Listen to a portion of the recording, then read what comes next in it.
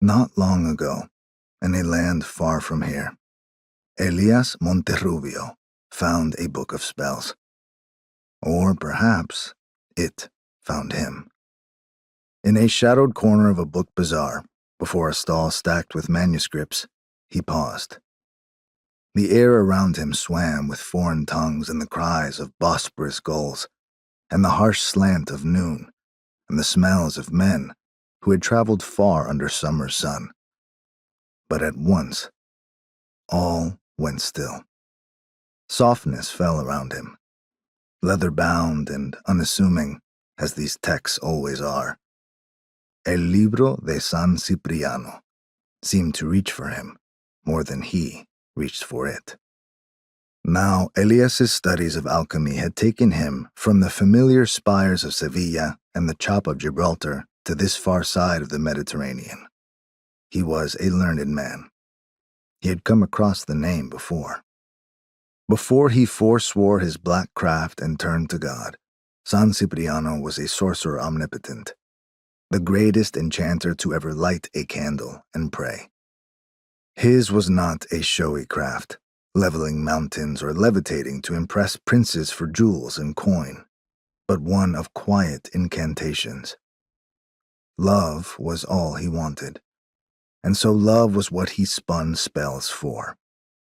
Love was what San Cipriano's followers chanted invocations for, even after the sorcerer left the lies of the occult behind and fixed his attention on the promise of life everlasting. An alchemist's mind is weights and scales. The romance of transmutation is stripped bare to equations, charcoal figures scribbled on blank paper, a lingering cough from chemical fumes. Love and its spells, as far as Elias was concerned, were as much a myth as San Cipriano. But still, he paused. Perhaps it was because the title on the first page was written in Alchemia, Spanish words and Arabic ligatures, an ancient marriage of his twin mother tongues. That alone was rare.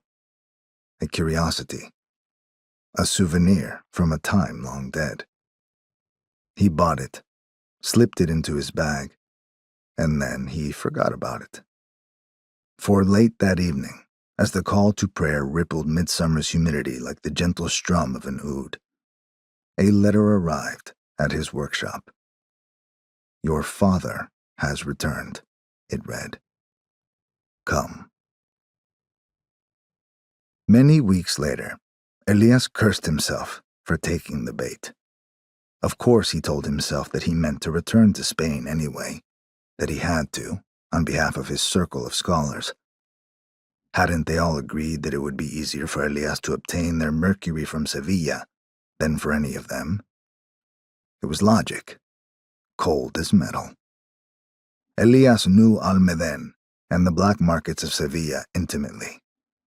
The arrival of his grandfather's letter merely hastened the planning. And the idea of speaking to his father for the first time in over 20 years, he hated that it drew at him. He hated how much he wanted it. He hated how questions and accusations spiraled themselves deep into his uneasy sleep on the ship that departed the sea of Marmara's calm waters for the docks of Barcelona. Why did you stop writing? Why did you never return?